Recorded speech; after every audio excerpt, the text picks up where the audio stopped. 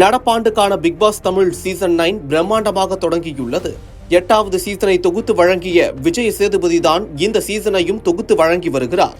இந்த சீசனானது புரியாத புதிராக பல சுவாரஸ்யங்கள் கொண்ட ஒரு நிகழ்ச்சியாக இருக்கும் என்று எதிர்பார்க்கப்படுகிறது. திவாகர் என்று சொன்னால் தெரியாது, வாட்டர்மெலான் ஸ்டார் என்று சொன்னால் பலருக்கும் தெரிந்திருக்க வாய்ப்பிருக்கிறது. இவர் ஒரு பிசியோதெரபி மருத்துவர்.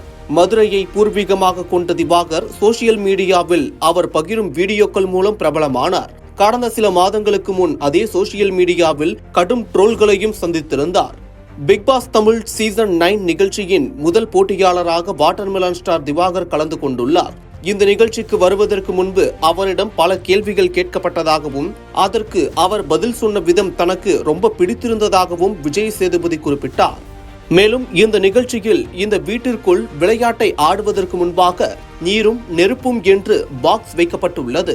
அதில் போட்டியாளர்கள் எடுக்கும் பேட்ஜை பொறுத்துதான் அவர்களது போட்டி ஆரம்பமாகும். அதன்படி பிக் பாஸ் வீட்டின் முதல் போட்டியாளரான வாட்டர்மெலான் ஸ்டார் சிகப்பு நிறம் கொண்ட பாக்ஸை எடுத்தார். 2வது போட்டியாளராக அரோரா சிங்க்லர் கலந்து கொண்டார். இவர் சமூக வலைதளங்களில் குறிப்பிட்ட பெயர் மூலம் பிரபலமானது குறிப்பிடத்தக்கது.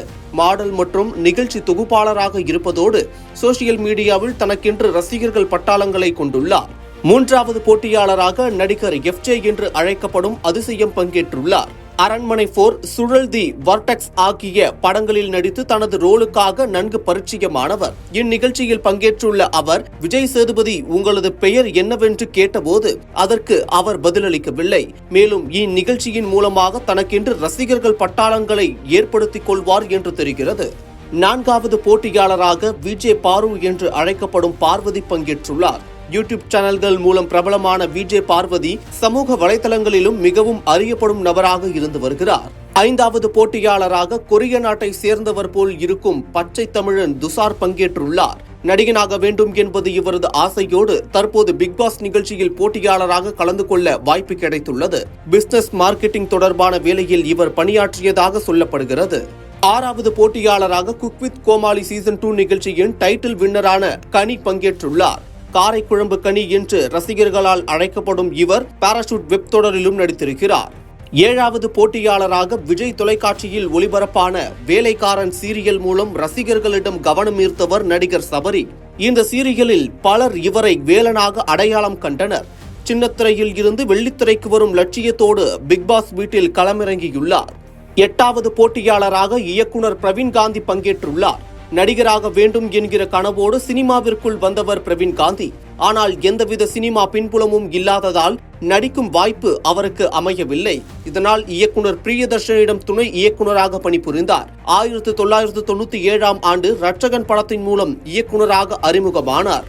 முதல் படத்திலேயே முன்னணி நடிகரான நாகார்ஜுனா உலக அழகி பட்டம் வென்ற சுஷ்மிதா சென் நடிக்க வைத்து AR ரகுமானை இசையமைக்க வைத்தார். இப்படம் மிகப்பெரிய அளவில் கமர்ஷியல் வெற்றி பெற்றது மட்டும் இல்லாமல் படத்தின் பாடல்கள் பட்டி தொட்டி எல்லாம் சூப்பர் ஹிட் ஆனது. தற்போது முன்னணி இயக்குனர்களான AR முருகதாஸ், SJ சூர்யா, எங்கேயும் எப்போதும் சரவணன், சக்தி சவுந்தரராஜன் ஆகியோர் பிரவீன் காந்தியிடம் உதவி இயக்குனர்களாக பணியாற்றியவர்கள் என்பது குறிப்பிடத்தக்கது. 9வது போட்டியாளராக கெமி உள்ளே வந்துள்ளார். சென்னையில் பிறந்து வளர்ந்த இவர் பாஸ்கெட்பால் வீராங்கனை ஆவார். விஜய் தொலைக்காட்சியில் பல நிகழ்ச்சிகளில் பங்கேற்று பிரபலமானார். 10வது போட்டியாளராக திருப்பூரைச் சேர்ந்த ஆதிரை பங்கேற்றுள்ளார். விஜயின் பிகில் படத்தின் மூலம் திரையில் அறிமுகமானார். பிறகு விஜய் தொலைக்காட்சியில் மகாநதி சீரியலில் நடிக்கும் வாய்ப்பு அவருக்கு கிடைத்தது குறிப்பிடத்தக்கது. 11வது போட்டியாளராக மைசூரைச் சேர்ந்த ரம்யா ஜோ பங்கேற்றுள்ளார். பெங்களூரில் வளர்ந்த இவர் தஞ்சாவூரில் வசித்து வருகிறார். ரம்யாவின் பெற்றோர்கள் பிரிந்து சென்றதால் சின்ன வயதில் இருந்து ஆதரவற்றோர் ஆசிரமத்தில் வளர்ந்தவர் ரம்யா ஜோ. பொருளாதார சூழலை சமாளிக்க மேடைகளில் நடனமாடும் குரூப் டான்சராக பணியாற்றி வருகிறார். 12வது போட்டியாளராக சென்னை ராயபுரத்தைச் சேர்ந்த கானா இசைக்கலைஞர் வினோத்குமார் பங்கேற்றுள்ளார்.